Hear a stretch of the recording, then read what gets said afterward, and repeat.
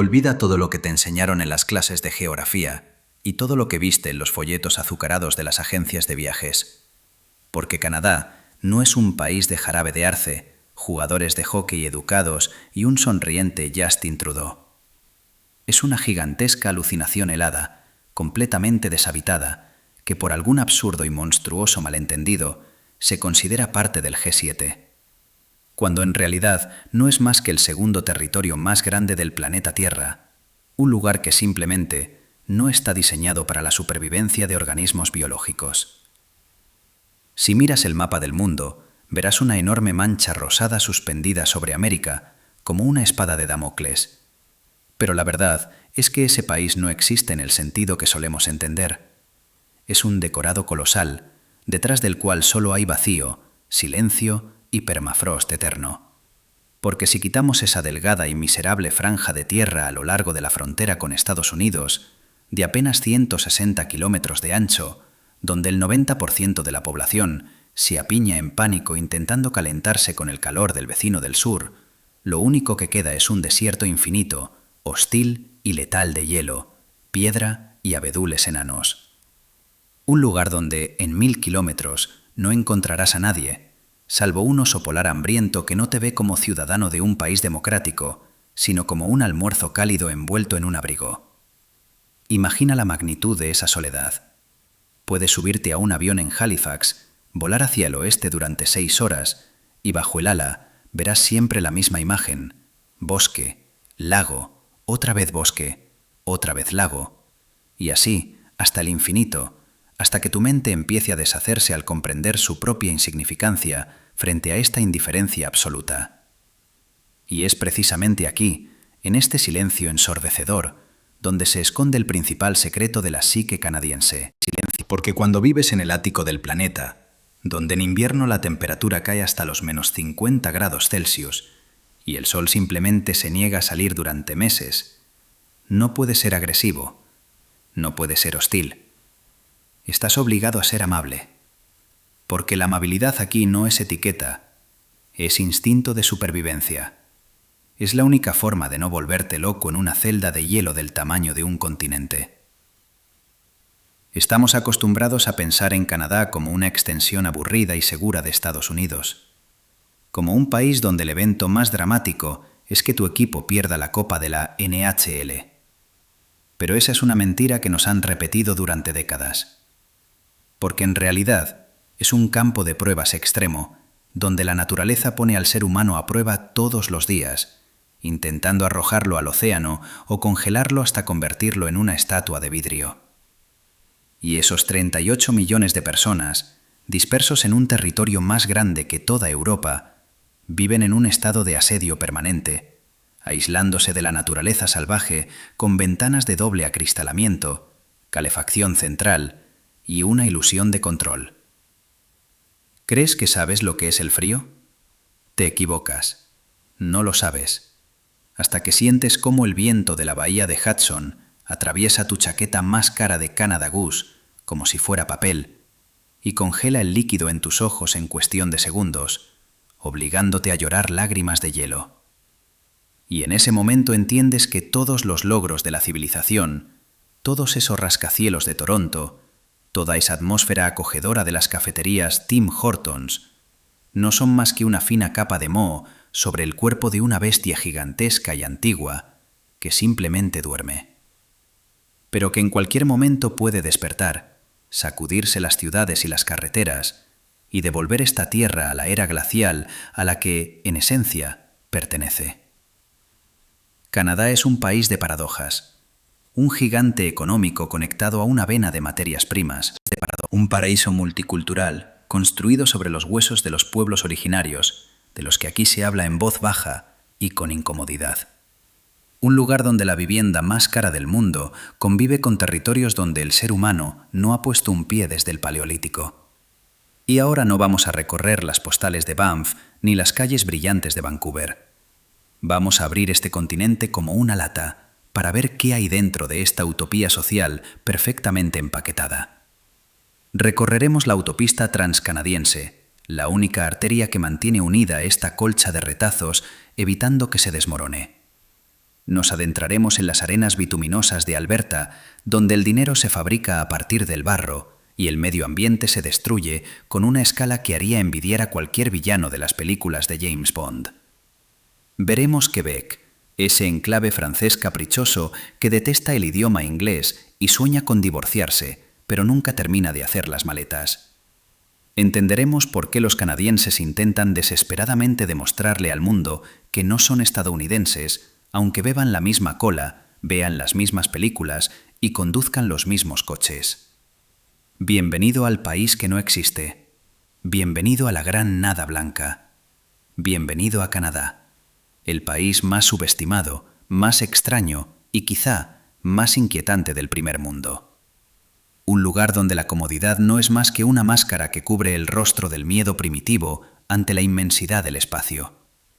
Y si estás listo para asomarte a este abismo, abróchate el cinturón, porque nos espera una turbulencia frente a la cual los atascos de Estambul parecerán un carrusel infantil. Si crees que Canadá es un territorio inmenso, donde la vida se extiende de forma uniforme, armoniosa y feliz, desde el Atlántico hasta el Pacífico, has sido víctima de la mayor mentira cartográfica de la historia de la humanidad. Porque en realidad este país es la mayor ilusión óptica del mundo. Un gigantesco armario vacío, donde todas las cosas están apretujadas, arrugadas y escondidas en una pequeña y polvorienta repisa inferior. Imagina un territorio de casi 10 millones de kilómetros cuadrados. Es físicamente más grande que toda China o que Estados Unidos junto con Alaska.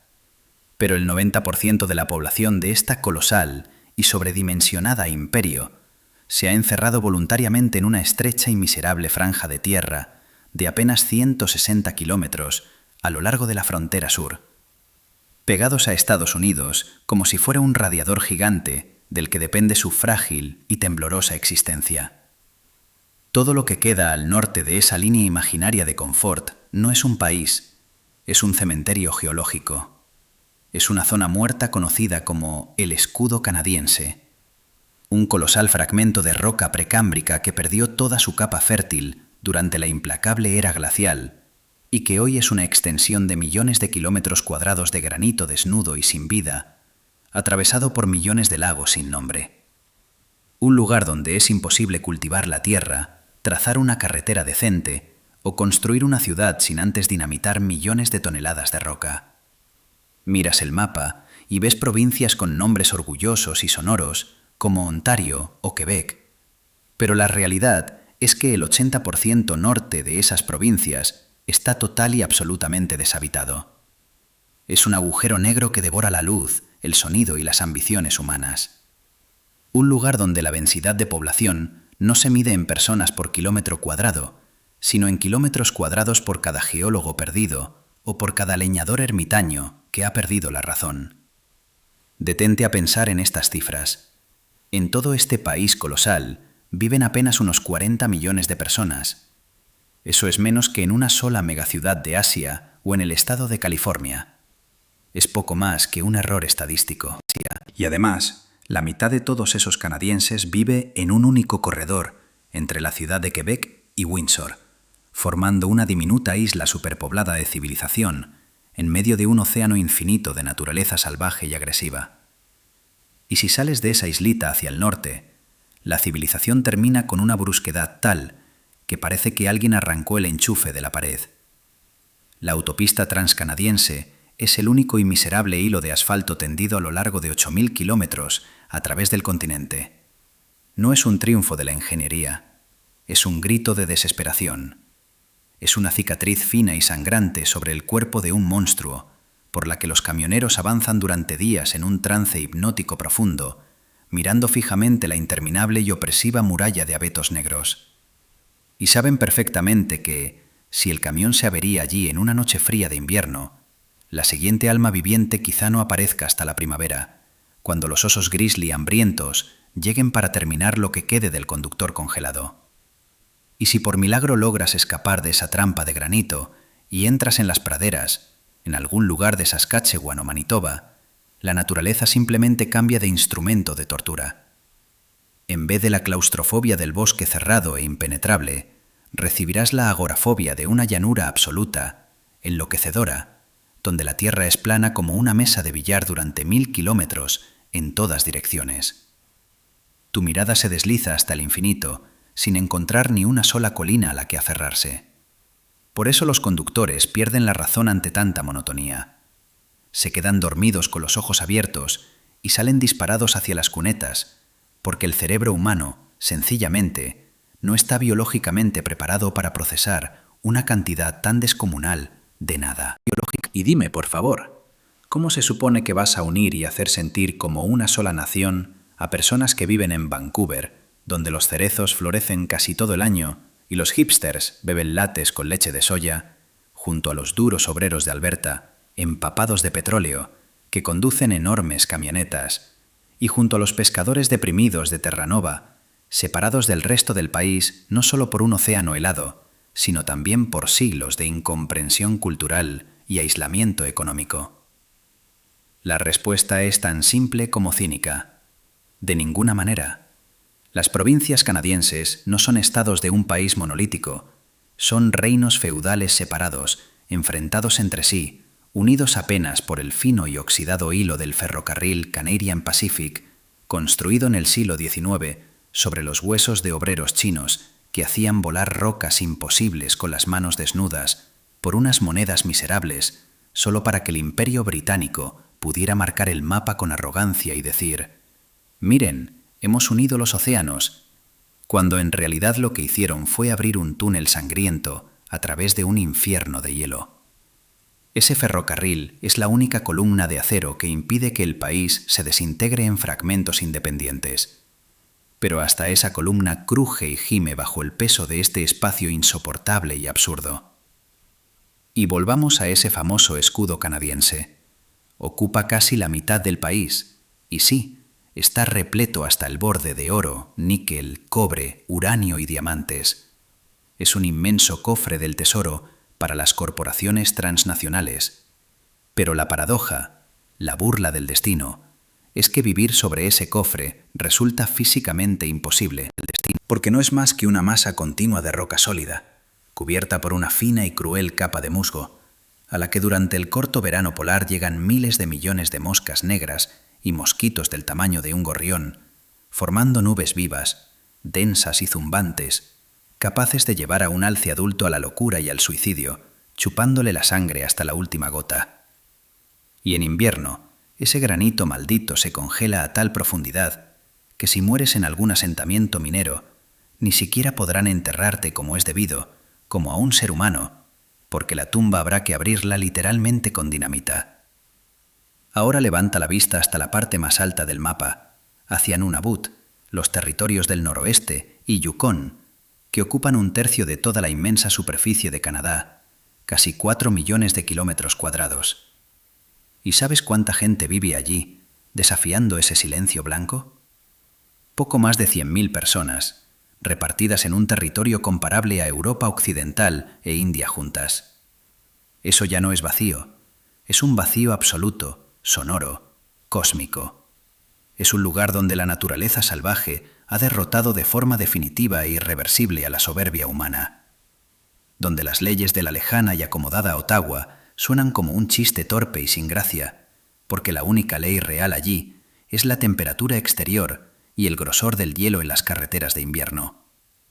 Esas mismas rutas heladas que los camioneros, como auténticos kamikazes, trazan directamente sobre lagos profundos congelados, arriesgándose a hundirse cada segundo junto con sus camiones de varias toneladas, solo para poder llevar papel higiénico, conservas y diésel a aldeas aisladas, olvidadas por Dios, donde una simple lata de Coca-Cola cuesta $10 y una manzana fresca, que no esté podrida, se considera un lujo inimaginable. Aquí, la geografía es un dictador cruel y sin concesiones, que no negocia con las instituciones democráticas. Aísla a las personas unas de otras con miles de kilómetros de taiga agresiva e impenetrable. Obliga a las regiones a odiarse entre sí, simplemente porque están demasiado lejos como para encontrar un idioma común. Y cuando vuelas sobre Canadá en plena noche cerrada y miras por la ventanilla, viendo esa negrura infinita, opaca, aterradora, interrumpida solo por las pocas y débiles chispas de pequeños pueblos que luchan por sobrevivir, por fin comprendes la verdad principal, la más incómoda, sobre este país. Canadá no es el triunfo del ser humano sobre la naturaleza. Es un compromiso forzado y temporal. Es un contrato de alquiler precario que la naturaleza puede rescindir en cualquier momento, incluso en el más inoportuno, simplemente bajando la temperatura unas cuantas decenas de grados más o desatando una tormenta de nieve. Y es en esta geografía frágil, suspendida al borde mismo de la supervivencia física, donde se esconde esa tristeza canadiense, silenciosa, profundamente enterrada y neurótica, que no puede curarse ni con sanidad universal gratuita, ni con sonrisas educadas, ni con marihuana legalizada. Porque todavía no se ha inventado ningún remedio contra el horror existencial ante la inmensidad del espacio. Si crees que el invierno canadiense son paseos románticos en patines sobre el canal Rideau congelado en Ottawa, chocolate caliente junto a la chimenea y suéteres acogedores con renos, entonces has caído en la campaña de marketing más cínica de la historia del turismo. Porque el verdadero frío canadiense no es una estación del año. Es un asesino en serie metódico y despiadado que entra en tu casa durante medio año, se sienta en tu sofá y espera a que cometas un solo error, por pequeño e insignificante que sea, para matarte con una inevitabilidad sádica. Olvídate de los -10 europeos, por los que en París o en Londres cierran escuelas y declaran casi una emergencia nacional. Aquí, en ciudades como Winnipeg, a la que los locales, con un humor negro digno del cadalso, llaman Winterpeg, o en Edmonton, la temperatura en enero puede desplomarse sin aviso y sin remordimientos hasta los -40 grados Celsius. Y con el famoso factor de sensación térmica por el viento, ese que los canadienses odian más que los impuestos, la sensación puede caer hasta unos -55. Y a esas temperaturas, las leyes de la física a las que estás acostumbrado simplemente dejan de funcionar. El metal se vuelve frágil como vidrio barato. La goma de tus neumáticos se transforma en piedra. Así que los primeros kilómetros conduces sobre ruedas cuadradas, escuchando cómo golpean contra el asfalto. Y si lanzas una taza de agua hirviendo desde el balcón, el agua estalla y se convierte en una nube de polvo helado antes siquiera de tocar el suelo. Vivir en este infierno criogénico no exige solo ropa abrigada. Exige una reconfiguración total de la mente y una preparación casi paranoica para cada salida de casa. Porque cuando abres la puerta para ir simplemente hasta el coche, el aire te golpea en la cara con la fuerza de un boxeador de peso pesado. La respiración se corta al instante. El vello de la nariz se congela con un crujido desagradable en el primer aliento. Y cualquier milímetro de piel expuesta entre la bufanda y el gorro empieza a doler como si le aplicaran una plancha al rojo vivo. Los médicos de emergencias conocen bien esta regla. La congelación puede empezar en apenas 3 minutos. Por eso corres hacia el coche no por prisa, sino para salvar la vida. Pero tu coche es otro nivel del infierno, porque si no lo dejaste conectado durante la noche a una toma eléctrica especial, sí, en Canadá los coches tienen enchufes que sobresalen bajo el capó, como enormes secadores para calentar el motor, simplemente no arrancará. El aceite se convertirá en una pasta negra espesa. La batería morirá en agonía. Y te quedarás solo, a 2 metros de tu propia puerta, con la perspectiva real de congelarte hasta morir. Por eso, el ritual matutino de arrancar el motor en las praderas se parece más al lanzamiento de una nave espacial, con rezos, maldiciones y una esperanza desesperada en el milagro. Ahora imagina la vida en el llamado norte de Canadá, en lugares como Yellowknife o Iqaluit, donde el invierno dura 8 meses al año, donde el sol apenas asoma sobre el horizonte durante un par de horas, convirtiendo el día en un crepúsculo gris, eterno y depresivo. La gente puede pasar semanas sin ver luz natural, cayendo en una profunda depresión estacional, que aquí no se trata con largas conversaciones, sino con dosis masivas de vitamina D y sesiones frente a lámparas blancas cegadoras que imitan la luz solar. Como si fueran plantas en un invernadero hidropónico, intentando no marchitarse por falta de fotosíntesis. En estas ciudades del norte, la propia idea de infraestructura se vuelve absurda. Las tuberías de agua y alcantarillado no pueden enterrarse por el permafrost, así que se instalan sobre la superficie, dentro de enormes conductos aislados, llamados utilidors, que serpentean entre las casas como el sistema circulatorio de algún monstruo cibernético. Y si el sistema de calefacción de esas tuberías falla, jatabi por 1 hora, la ciudad literalmente se ahogará en sus propios desechos congelados. Por eso, los servicios públicos funcionan en estado de alerta constante, como zapadores en un campo minado. ¿Crees que los canadienses se acostumbran a esto? En absoluto. El cuerpo humano no puede evolucionar lo suficientemente rápido como para ignorarlo. Los canadienses simplemente han aprendido a negar la realidad con una habilidad extraordinaria. Construyen ciudades subterráneas, como el famoso complejo Reso en Montreal o Path en Toronto. Más de 30 kilómetros de túneles con tiendas, oficinas y cines, donde los trabajadores pueden pasar semanas moviéndose entre su apartamento y su lugar de trabajo sin salir a la superficie, convirtiéndose en pálidos y ciegos trogloditas modernos, enterrados voluntariamente en el hormigón para no enfrentarse cara a cara con el invierno despiadado. Y lo más sorprendente, lo más absurdo de toda esta situación, es la obstinación casi masoquista con la que esta nación sigue fingiendo que todo está bien. Envían a los niños a la escuela con -30 grados siempre que no haya viento fuerte. Limpian la nieve de sus entradas 3 veces por noche, ganándose microinfartos por el esfuerzo. Gastan miles de dólares en neumáticos de invierno, palas, sal y líquidos anticongelantes que huelen tan fuerte que te queman los ojos. Y aún así, estarán contigo en la parada del autobús, castañeteando de frío, sonriendo con cortesía y comentando que el clima hoy está bastante fresco, ¿no crees? El frío en Canadá no es solo un fenómeno meteorológico. Es el principal arquitecto del carácter nacional.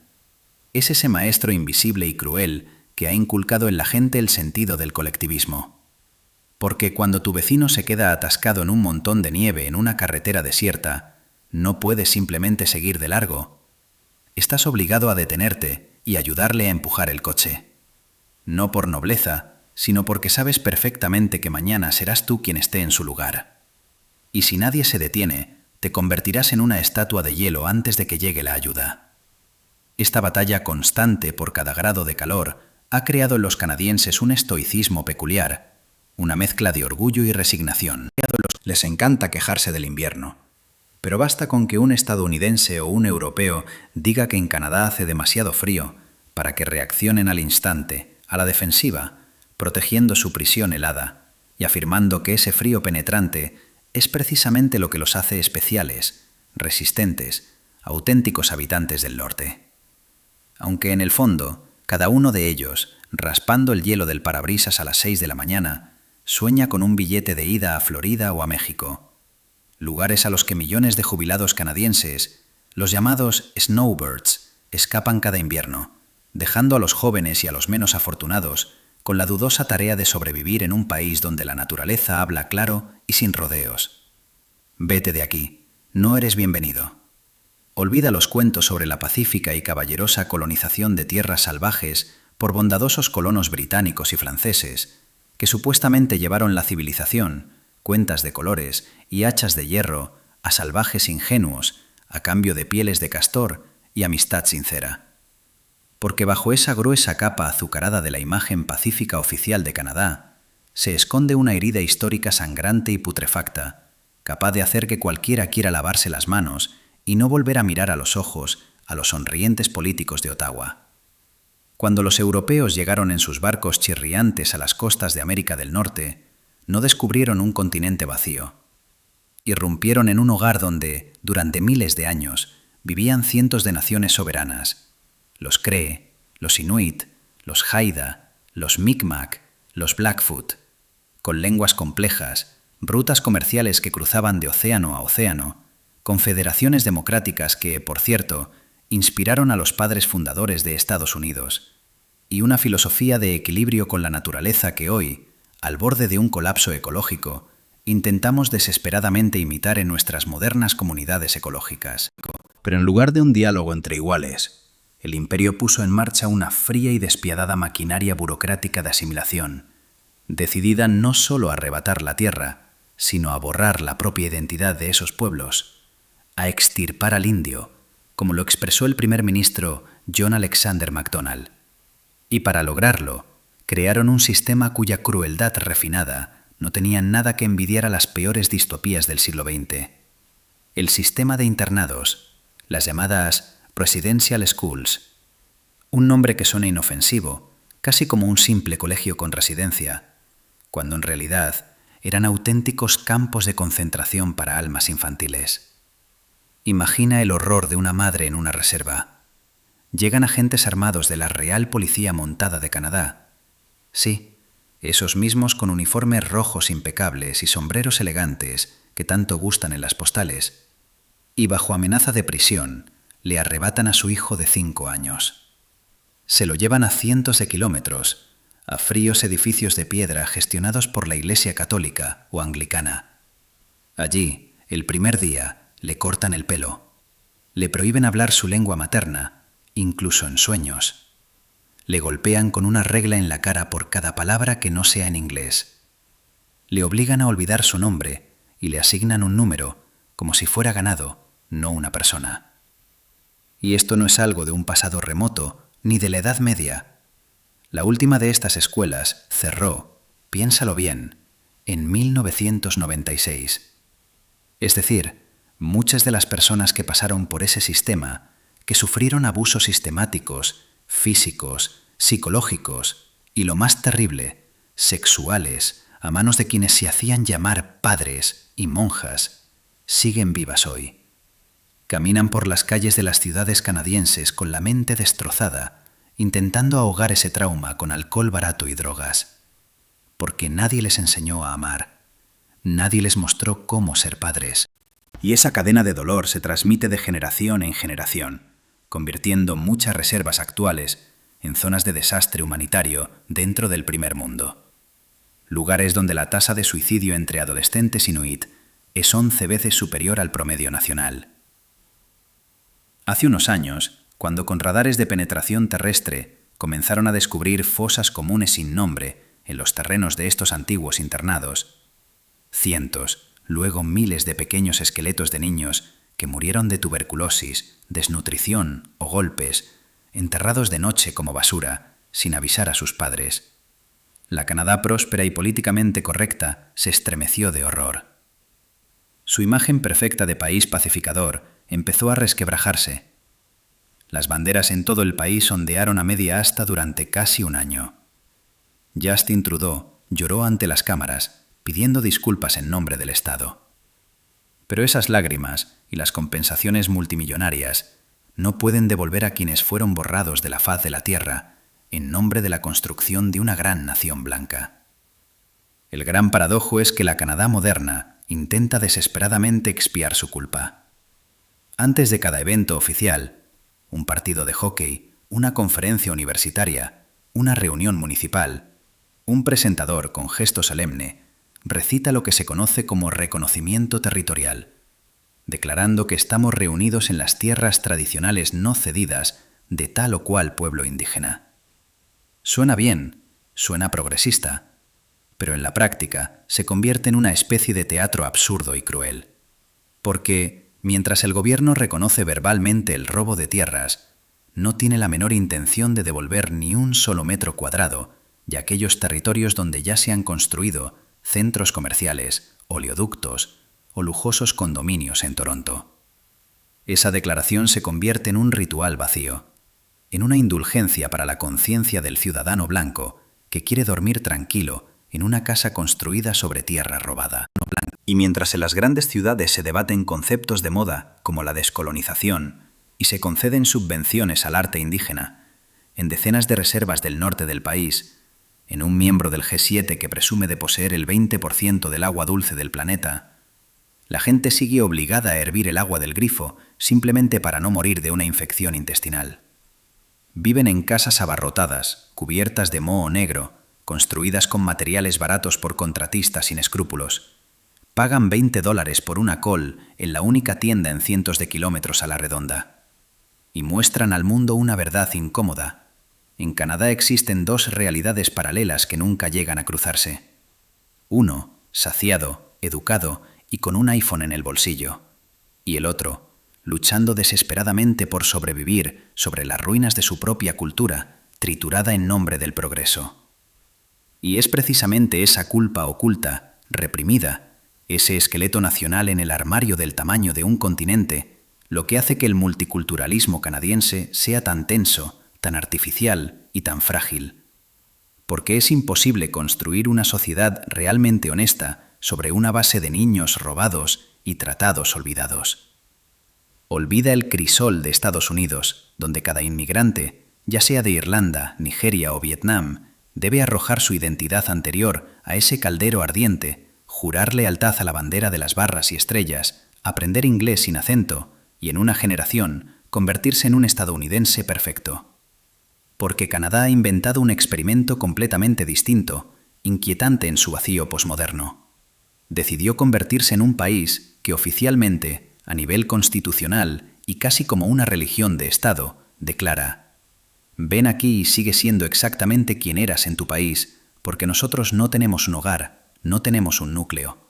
Somos solo un gigantesco hotel frío con buen servicio y sanidad gratuita. Si caminas por las calles de Toronto, una ciudad donde más de la mitad de la población nació fuera de Canadá, no verás una nación. Verás un mosaico colosal, diverso, en ebullición.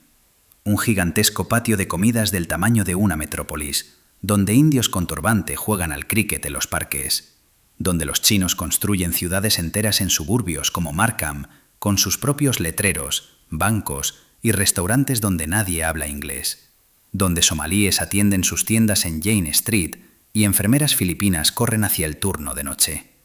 Y toda esta gente vive en universos paralelos, sin cruzarse ni cultural ni mentalmente.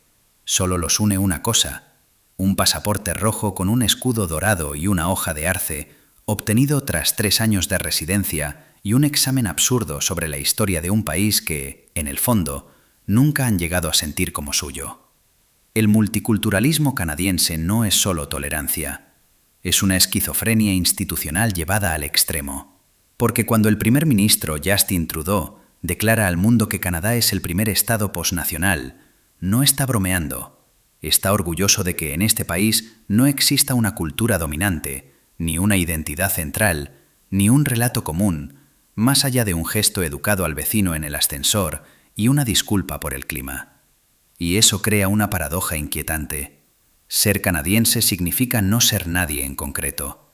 Es un conjunto vacío, una forma sin contenido, un marco sin pintura en el que cada uno coloca su propio paisaje.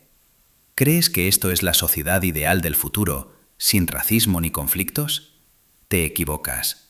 Es simplemente una sociedad donde los conflictos están congelados bajo una gruesa capa de corrección política, donde la gente no discute no porque se quiera, sino porque le resulta completamente indiferente la vida del vecino de otra diáspora. Coexisten en una distancia fría y educada, temiendo decir algo de más que pueda herir sensibilidades protegidas por 1000 leyes. Este vacío de identidad genera mutaciones curiosas. Los nuevos canadienses se aferran desesperadamente a las culturas de las que huyeron. Pobreza, guerras o dictaduras. Organizan desfiles con las banderas de sus países de origen, bloqueando avenidas principales en Montreal o Vancouver. Financian partidos políticos en sus tierras natales, enviando millones de dólares desde cómodos suburbios canadienses. Pueden vivir 20 años en Richmond o Brampton sin aprender realmente ninguno de los 2 idiomas oficiales. Porque el Estado canadiense, como un sirviente complaciente, les traducirá declaraciones de impuestos y formularios médicos al panyabí, mandarín o tagalo, a costa de los contribuyentes. Todo para que se sientan cómodos y voten correctamente en las próximas elecciones. Y en esto se esconde la gran tragedia de la vieja, llamada auténtica Canadá. Los descendientes de leñadores, mineros y agricultores británicos y franceses que talaron estos bosques, que se congelaron en las trincheras de la Primera Guerra Mundial, que construyeron este país con sus propias manos, hoy se sienten extranjeros en su propia tierra. Ven cómo su historia es reescrita. Sus héroes son declarados racistas y colonizadores. Los monumentos al primer ministro son derribados o cubiertos de pintura roja. Y su cultura se reduce a una caricatura burlona. Un hombre con camisa de franela bebiendo cerveza Molson en un partido de hockey. Mientras tanto, los platos verdaderamente canadienses ya no son la poutine con queso y salsa, sino el pollo tikka masala o los dim sum de Hong Kong. Los canadienses tienen tanto miedo de parecer intolerantes, desean tanto agradar al mundo entero, que han convertido su país en una gigantesca sala de tránsito de aeropuerto. Un lugar donde cada pasajero espera con su maleta llena de tradiciones, sin un fuego común alrededor del cual reunirse, sin un gran sueño por el que valga la pena luchar. Solo queda un sueño tranquilo y cómodo, hipotecado, en una casa adosada con 2 garajes. Y es precisamente esa ausencia de pasión, esa existencia plana, refinada, esterilizada, sin aristas ni ambiciones nacionales, lo que convierte a Canadá en el lugar más aburrido, predecible y seguro del planeta. Donde el mayor drama es una discusión en el ayuntamiento sobre si está permitido hacer barbacoa en el balcón o si eso vulnera los derechos de los vecinos veganos. Y en este pantano multicultural, silencioso y educado, se ahoga lentamente la esencia misma de lo que alguna vez significó llamarse canadiense con orgullo. Si crees que la naturaleza canadiense son ardillas adorables en parques urbanos y montañas pintorescas bajo cielos azules, perfectos para Instagram, estás en un error peligroso, casi suicida. Porque más allá de los céspedes recortados de los suburbios, comienza el territorio del terror absoluto, despiadado y primitivo, donde el ser humano no es el rey de la naturaleza, sino simplemente un tentempié lento, ruidoso y muy calórico para criaturas a las que no les importa en absoluto tu licencia de conducir ni tu declaración de impuestos. Olvida los bosques europeos, donde lo peor que puede pasarte es cruzarte con un jabalí o una garrapata, porque la taiga canadiense es un infierno verde de millones de kilómetros. Un muro denso de pinos, abetos y alerces que engulle a las personas sin dejar rastro cada año.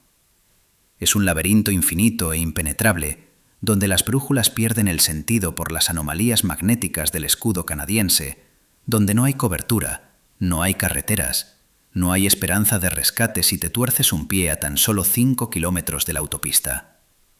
Y donde el silencio es tan abrumador que empieza a zumbar en los oídos, volviendo locos a los turistas perdidos más rápido que la sed o el hambre. Y ahora hablemos de los verdaderos dueños de este país, de aquellos cuyas caras aparecen en monedas y escudos, como si eso pudiera apaciguar a estas bestias. Hablemos de los alces y los osos, porque el alce canadiense no es esa criatura graciosa de los dibujos animados. Es una máquina de músculo de 1,5 toneladas, de 2 metros de altura, sostenida sobre patas largas como zancos. Un animal completamente impredecible, agresivo y en esencia estúpido, con un cerebro del tamaño de una nuez. Y tiene la mala costumbre de aparecer en plena noche en la autopista transcanadiense, fundiéndose con el asfalto oscuro gracias a su pelaje negro.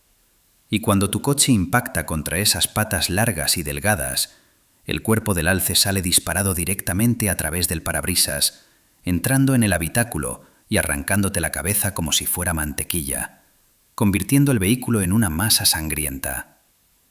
Por eso, en algunas provincias, chocar contra un alce es estadísticamente más peligroso que conducir borracho. Pero si el alce mata por pura torpeza, el oso grizzly en Columbia Británica o Alberta, y especialmente el oso polar en las regiones árticas, mata de forma consciente, metódica y brutal.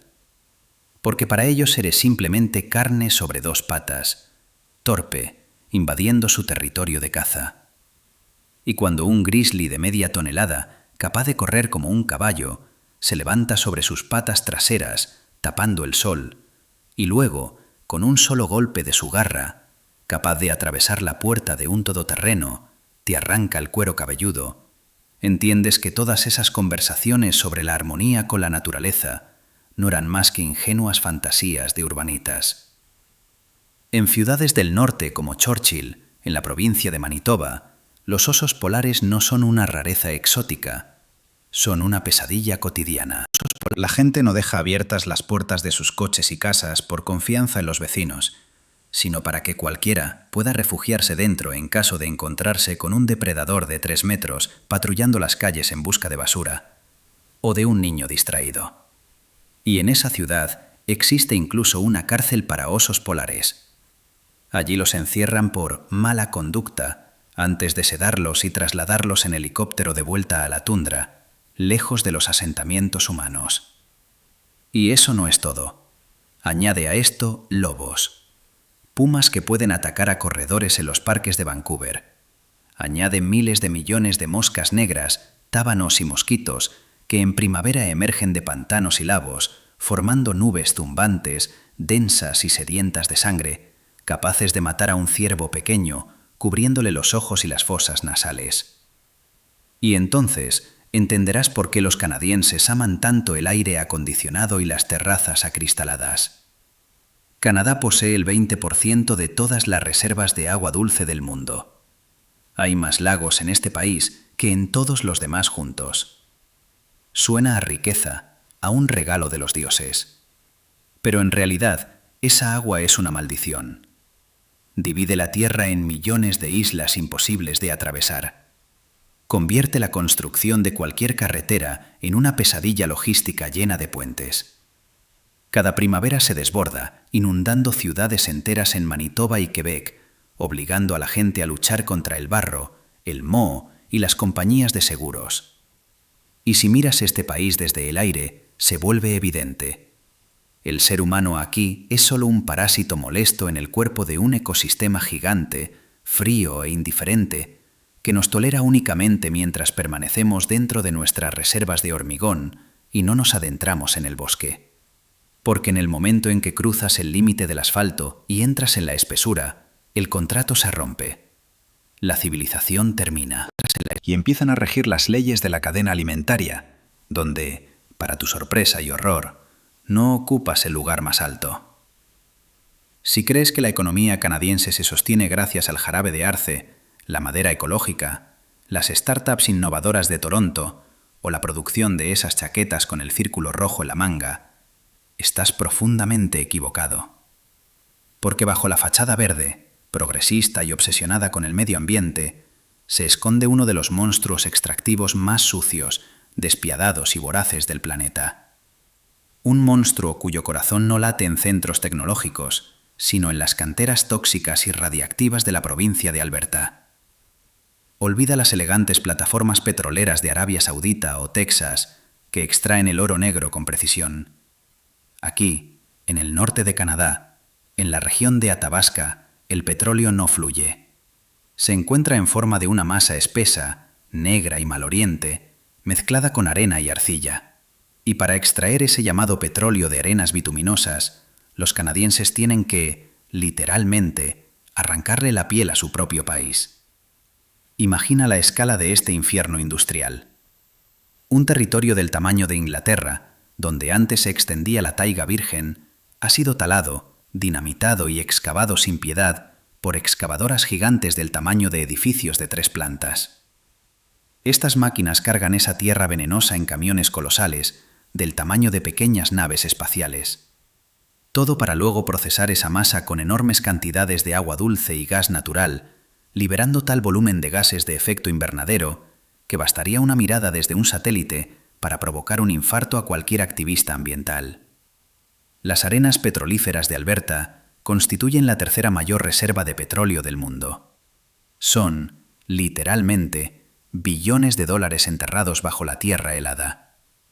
Un gigantesco motor financiero que, en los años de bonanza, inyectó dinero a la economía canadiense a una velocidad absurda. Jóvenes de 18 años, sin educación, recién salidos de la escuela en lugares deprimidos como Terranova, volaban a trabajar por turnos en Fort McMurray y tras un mes conduciendo camiones, regresaban con salarios de $150,000 al año. Compraban enormes camionetas, motos de nieve, barcos y cocaína, convirtiendo ese remoto asentamiento en una mezcla delirante entre el lejano oeste y Las Vegas con esteroides.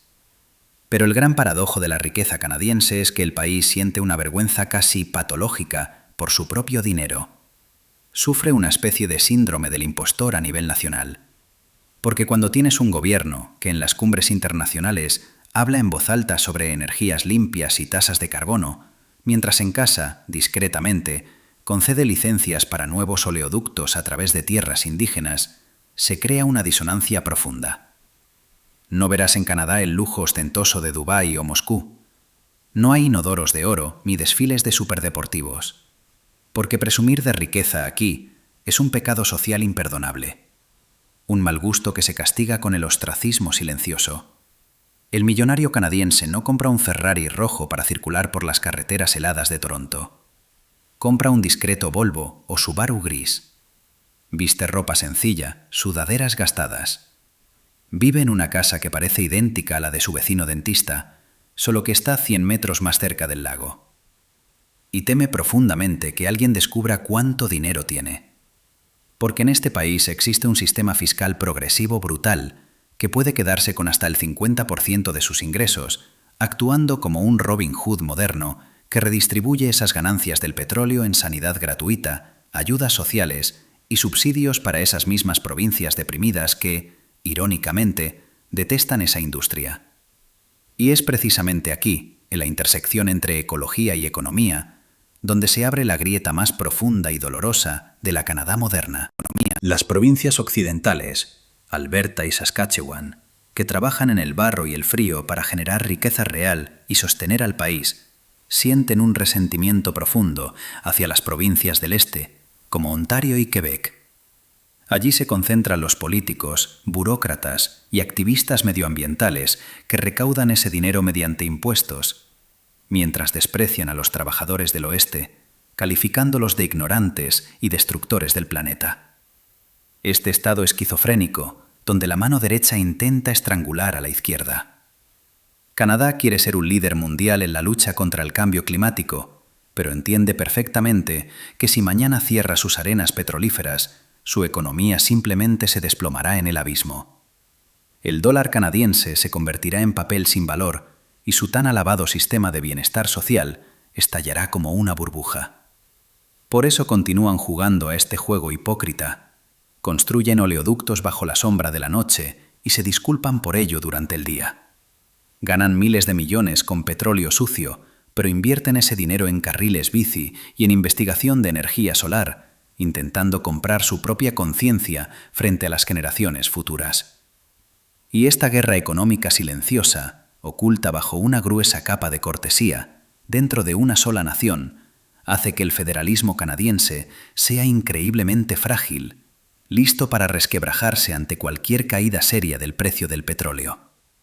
Si crees que Canadá es un bloque monolítico y aburrido de la antigua tradición británica, donde todos beben té con leche, piden disculpas a cada paso y veneran el retrato de la reina, entonces nunca has cruzado la frontera invisible, pero absolutamente impenetrable, de la provincia de Quebec. Porque aquí, en medio de un océano anglosajón, se alza una fortaleza francesa gigantesca, caprichosa, emocional y de una belleza impresionante, que lleva 250 años librando una guerra de guerrillas contra su propio país. Olvida el multiculturalismo y la tolerancia de los que hablábamos antes. Quebec es un lugar donde el nacionalismo ha sido elevado a religión de Estado, donde la policía lingüística no es una metáfora de una distopía, sino una institución real, feroz, conocida oficialmente como la Oficina del Idioma Francés. Sus inspectores recorren restaurantes y tiendas de Montreal con una cinta métrica en la mano, comprobando que las letras en francés de los letreros sean exactamente el doble de grandes que las del inglés. Y si por desgracia escribes pasta en lugar de su equivalente en francés en el menú de un restaurante italiano, te multarán con $1000 antes de que tengas tiempo de decir bonjour. Esta paranoia lingüística no es un simple capricho político. Es el miedo existencial de 8 millones de francófonos a disolverse en un océano de 350 millones de angloparlantes norteamericanos. Es una herida histórica profunda que no ha cicatrizado desde 1759, cuando en las llanuras de Abraham, cerca de la ciudad de Quebec, el ejército británico derrotó a las fuerzas francesas en apenas 15 minutos, convirtiendo a los fundadores de Nueva Francia en ciudadanos de segunda clase en su propia tierra. Durante siglos, los franco-canadienses fueron una nación de leñadores, campesinos y madres católicas con muchos hijos, gobernados por una élite angloparlante desde las mansiones ricas de Westmount. Hasta que en los años 60 del siglo XX, estalló la llamada Revolución Tranquila. Quebec se liberó del poder de la Iglesia, mandó a los jefes ingleses al diablo, nacionalizó la electricidad y decidió que ya no era una provincia, sino una nación. Desde entonces, este territorio se comporta como una pareja en pleno divorcio. Amenaza, exige, chantajea, pero nunca termina de marcharse. Celebraron 2 referéndums de independencia, y en 1995 Canadá estuvo a milímetros de una muerte política, cuando a los separatistas les faltó menos de un 1% de los votos para partir el país en 2, separando las provincias atlánticas del resto mediante una barrera francófona infranqueable. Hoy, Quebec es un estado dentro del estado. Tiene su propio sistema de pensiones, su propia política migratoria, que filtra a los candidatos infrancés con una dureza casi paranoica, como si no fueran inmigrantes, sino espías. Y su propio código cultural, único, donde estrellas de televisión, escritores y músicos son desconocidos fuera de la provincia, pero allí llenan estadios y son tratados como semidioses. Llegas a Montreal y tu mente se niega a entender dónde estás. La arquitectura te grita que estás en París o Londres. Los rascacielos insisten en que estás en Nueva York. Y la gente habla un francés extraño, gutural, arcaico, mezclado con insultos en inglés y términos marítimos del siglo XV, hasta el punto de que los propios parisinos necesitarían subtítulos para entender el cine quebequense. Esta provincia es un dolor de cabeza constante para Ottawa, un agujero negro para el presupuesto federal, porque Quebec ha perfeccionado el arte de absorber recursos del resto del país, recibiendo miles de millones cada año a través del sistema de pagos de igualación. Es decir, el dinero que los trabajadores de Alberta ganan en el barro del petróleo termina financiando guarderías baratas, universidades subvencionadas y largas vacaciones para los quebequenses. Pero el gobierno federal se ve obligado a tolerar este chantaje. Se ven obligados a exigir que cada funcionario, desde el conserje del Parlamento hasta el primer ministro, domine perfectamente 2 idiomas. Porque si Quebec se va, la idea de Canadá se derrumba. El orgullo canadiense queda pisoteado y el país se convierte en un conjunto de territorios fríos y dispersos, sin historia y sin alma. Los quebequenses conocen perfectamente su poder, disfrutan de su excepcionalidad. Pueden aprobar leyes que prohíben a los empleados públicos llevar símbolos religiosos como el hijab o la kipá, ignorando por completo el famoso multiculturalismo canadiense y las protestas de activistas desde Toronto. Porque aquí, a orillas del río San Lorenzo, rigen otras reglas. Aquí, la nación está por encima del individuo. El idioma está por encima de la religión. El orgullo está por encima del dinero. Y en esta lucha constante, agotadora, por preservar su identidad, Quebec se convierte, paradójicamente, en el único lugar de Canadá donde existe una pasión real, intensa, sin concesiones. Una pasión por la que la gente está dispuesta a salir a la calle y quemar coches de policía, recordándole al resto de la tranquila y educada Canadá que la historia aquí todavía no ha terminado. Si le preguntas a cualquier canadiense quién es, en el 99% de los casos no empezará diciendo que le gusta el hockey o el jarabe de arce.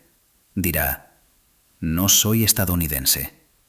Y en esa breve, casi histérica negación se esconde toda la esencia, todo el dolor y todo el complejo de inferioridad de este enorme país que vive en el mismo apartamento que el vecino más ruidoso, más rico, más armado y más egoísta del planeta. Imagina un ratón durmiendo en la misma cama que un elefante. Puede ser un ratón orgulloso, independiente, con un buen sistema de salud y garantías sociales, pero sabe perfectamente que, si el elefante decide darse la vuelta mientras duerme, está perdido. Será aplastado sin que nadie siquiera lo note. Así es exactamente como Canadá se siente cada día junto a Estados Unidos. Comparten la frontera terrestre no vigilada más larga del mundo, casi 9.000 kilómetros. Suena como un símbolo de confianza y amistad, pero en realidad es una simple imposibilidad geográfica. Es imposible controlar algo tan vasto.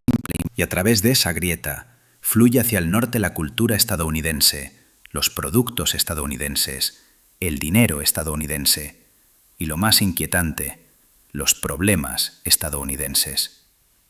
La economía canadiense no es un organismo independiente, es un apéndice, un Estado 51 que por alguna razón tiene bandera e himno propios, porque el 75% de todo lo que produce Canadá, desde petróleo y madera hasta coches y aviones, va directamente hacia el Tío Sam. Y si alguien estornuda en Washington, en Ottawa se desata una neumonía bilateral, una caída del mercado y un pánico a escala nacional.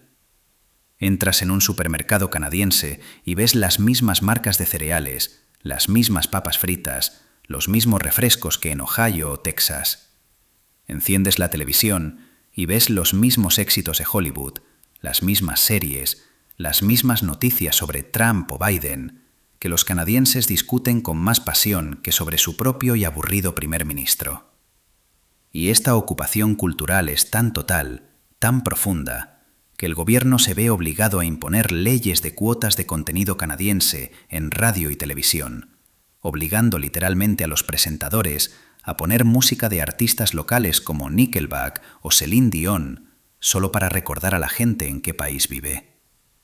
Pero lo más irónico, y a la vez lo más triste, es la arrogancia con la que muchos canadienses miran a sus vecinos del sur. Ven a los estadounidenses como rednecks armados hasta los dientes, sin seguro médico, que se disparan entre sí y mueren de obesidad. Mientras tanto, los canadienses se consideran moralmente superiores, una nación ilustrada y pacífica, una especie de escandinavos de América del Norte. Les encanta contar cómo cosen la bandera canadiense en sus mochilas cuando viajan por Europa, para que nadie los confunda con estadounidenses. Pero cuando se trata de dinero real, de carreras reales, de éxito real, las mejores mentes del país, médicos, ingenieros, actores, programadores, incluso esos mismos jugadores de hockey, hacen las maletas y se van al sur, a Silicon Valley, Nueva York o Hollywood. Porque allí se paga 3 veces más, los impuestos son la mitad y la vida no fluye como un jarabe frío, sino que hierve. Esta fuga de cerebros es una catástrofe nacional de la que casi no se habla. Es una hemorragia constante.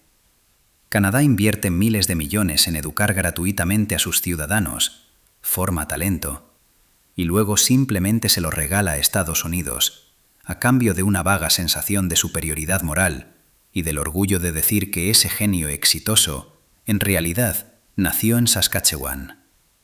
Y cuando en la Casa Blanca llega un nuevo presidente que decide revisar acuerdos comerciales o imponer aranceles al acero y al aluminio, toda esa frágil independencia canadiense se desmorona en un instante. El primer ministro vuela a Washington, se inclina con cortesía y suplica que no destruya la economía, apelando a la eterna amistad y cooperación. Pero en el despacho oval lo miran simplemente como un gerente de un almacén de recursos del norte que debe suministrar materias primas sin interrupciones y sin hacer demasiadas preguntas. Es una relación trágica, una especie de amor no correspondido mezclado con resentimiento y envidia. Canadá no puede vivir sin Estados Unidos. Se asfixia en su abrazo, pero tampoco puede liberarse, porque más allá de ese abrazo solo hay el océano frío, China y Rusia. Y en ese triángulo geopolítico, ser el hermano menor de una superpotencia es, probablemente, el papel más seguro y cómodo, aunque algo humillante. Olvida todas esas grandes epopeyas históricas, llenas de sangre y dramatismo, sobre la formación de las naciones, porque si intentas encontrar en los cimientos del Estado canadiense alguna gran tragedia nacional, una revolución gloriosa o una guerra heroica de independencia, fracasarás por completo. Canadá es el único país de semejante tamaño que nació no entre barricadas ni bajo el estruendo de los cañones, sino a partir de una larga, tediosa y educada correspondencia burocrática entre funcionarios con trajes grises en despachos húmedos de Londres en 1867. Mira a sus vecinos.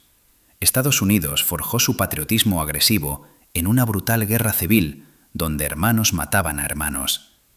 Francia se empapó durante siglos en la sangre de sus propios reyes en nombre de la libertad. Rusia trituró generaciones enteras en guerras y revoluciones, construyendo su oscuro mito imperial. ¿Y Canadá? Canadá simplemente pidió educadamente a la corona británica que la dejara ir, prometiendo mantener el retrato del monarca en su dinero y asegurando que no causaría problemas. Y esa evitación casi genética de cualquier conflicto serio convirtió a esta nación en algo único, psicológicamente resistente, pero al mismo tiempo completamente estéril. Aquí no hay un panteón de mártires, no hay ruinas sagradas sobre las que los políticos puedan rasgarse la camisa y llamar al pueblo a grandes gestas. El símbolo nacional no es un águila feroz, ni un oso dispuesto a despedazar enemigos, ni un dragón mitológico. Es una simple hoja de arce caída, un fragmento de naturaleza muerta que desciende lentamente sobre la tierra fría. En esa imagen melancólica se esconde toda la filosofía canadiense. Observar con calma cómo el resto del mundo arde, se agita y se destruye a sí mismo. Canadá es una gigantesca sala de pánico climatizada del tamaño de un continente. Canadá es un salón de espera global de clase premium, donde millones de personas cansadas, agotadas por la historia, del Medio Oriente devastado, de América Latina turbulenta, de Europa del Este inestable, llegan no para construir un imperio o conquistar el espacio, sino simplemente para que los dejen en paz. Para poder firmar una hipoteca a 30 años por una casa adosada de cartón de $1,5 millones en los interminables suburbios de Toronto o Vancouver, comprar un sedán japonés fiable, hacer barbacoas en el patio trasero y olvidarse por completo de que, fuera de su césped perfectamente cortado, el mundo sigue girando. Pero ese nivel absoluto de seguridad y confort tiene un precio existencial altísimo. Se paga con una aburrida, asfixiante monotonía nacional, con esa depresión blanca, silenciosa, invernal, que impregna el aire en suburbios perfectamente alineados bajo la luz tenue de las farolas, donde el evento más importante del año es la apertura de un nuevo supermercado o una oferta en la ferretería. Cuando vives en un país sin una gran meta, sin una amenaza real, donde el gobierno está más preocupado por el uso correcto de los pronombres de género y la clasificación de residuos que por el poder geopolítico, tu mente empieza a atrofiarse. Te conviertes en un consumidor dócil, amable, sonriente, que teme cualquier forma de conflicto, cualquier emoción que pueda romper ese delicado equilibrio de indiferencia cómoda. Y por eso los canadienses se disculpan incluso cuando no tienen la culpa. No es amabilidad pura, es un reflejo defensivo, una forma de apagar cualquier chispa antes de que se convierta en un conflicto real. Y aquí está el gran paradojo y la gran magia de este lugar. Canadá es, en cierto sentido, el final de la historia del que hablaba Francis Fukuyama, una utopía hecha realidad. Un lugar donde la humanidad ha vencido a sus demonios internos, ha dejado las armas y ha decidido sentarse cómodamente en el sofá, viendo Netflix, mientras afuera ruge una tormenta ártica mortal a 40 grados bajo cero. Recordando que el único enemigo real que queda es la geografía, esa naturaleza salvaje que siempre está lista para recordar lo insignificante que es la civilización frente al hielo eterno. Este es un país sin dramatismo, sin grandes pasiones, sin tragedias shakespearianas. Un gigantesco experimento social que demuestra que una sociedad puede existir sin una idea nacional fuerte, basándose solo en buenas carreteras, altos impuestos y una convivencia basada en la indiferencia mutua. Y si puedes aceptar estas reglas, si estás dispuesto a renunciar para siempre a la búsqueda de grandes emociones a cambio de una vida tranquila, estable y cómoda, entonces este país te acogerá en su abrazo frío, pero fiable. Se convertirá en tu hogar perfecto en el fin del mundo, un lugar del que no querrás irte, porque no hay a dónde ir. Más allá, solo está el Polo Norte y un vacío infinito de hielo. Amigos, leemos absolutamente todos sus comentarios. Vemos su retroalimentación y sentimos esa increíble energía que le dan a nuestro proyecto. Por eso quiero decirles que muy pronto en nuestro canal comenzará una serie explosiva dedicada a la extraña comunidad de estados independientes. Analizaremos esos territorios con la misma franqueza, dureza y sin filtros. Así que estén atentos. Para no perderse ningún estreno, suscríbanse ahora mismo al canal, dejen su like, activen la campana de notificaciones y quédense con nosotros, porque lo que viene será aún más intenso, más afilado y más interesante, sin importar los fríos canadienses.